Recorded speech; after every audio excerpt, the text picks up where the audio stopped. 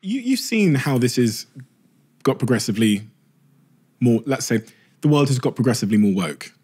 I think algorithms and Twitter... The world has moved from being woke right, okay, by the original... Right. I think that most people in the 60s, 70s and 80s wanted to see better racial equality and social equality.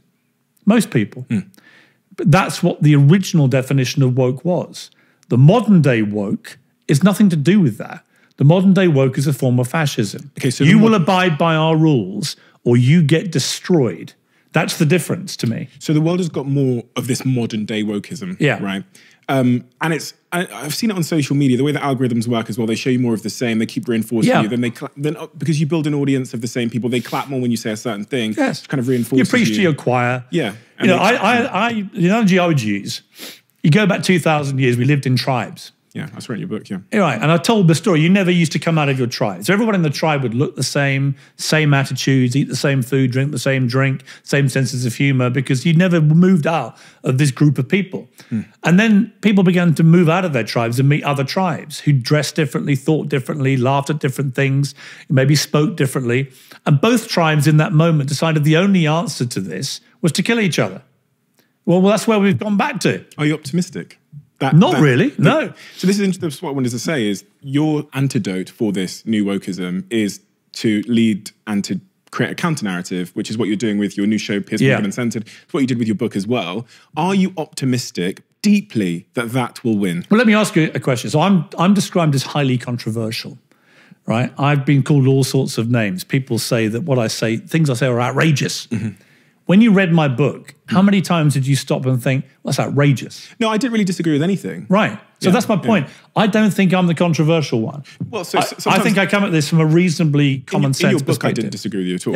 Because you were talking about things like popularism and liberalism and how it's changed. I completely agree. I think I used to identify as being on the left. Now I don't, because because they're nuts, a lot of them. Yeah, a lot of it is absolutely nuts. I also don't really identify with being on the right either, because they're nuts as well. I agree. So I find myself in this. You get nuts on both sides, and we're moving to the extremities. But I'll get cancelled from both sides because I don't wear the football kit of either. I'm the same. Yeah. So I want to bring back a more consensus-related society, where you reach points of agreement through debate, and you don't try and shame or cancel each other for having different opinions.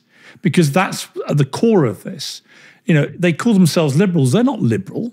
Liberalism isn't about an inability to tolerate other opinions. It's the opposite, right? You're supposed to tolerate and respect other opinions and agree to disagree. We've lost this in society because a small group of people, but very vocal and very angry about everything all the time, they are driving an agenda which, if we go down that road, will be the end of a democratic society as we know it. So I see myself humbly as trying to defend democracy. Genuinely. I know, and humility is not something that comes naturally to me, but genuinely trying to defend what democracy really is and trying to educate these wokies about what real liberalism is, what democracy actually means, what free speech means. Free speech is not about you in an echo chamber all agreeing with each other. As Churchill said, free speech is about listening to views you just don't agree with, but allowing people to have different views.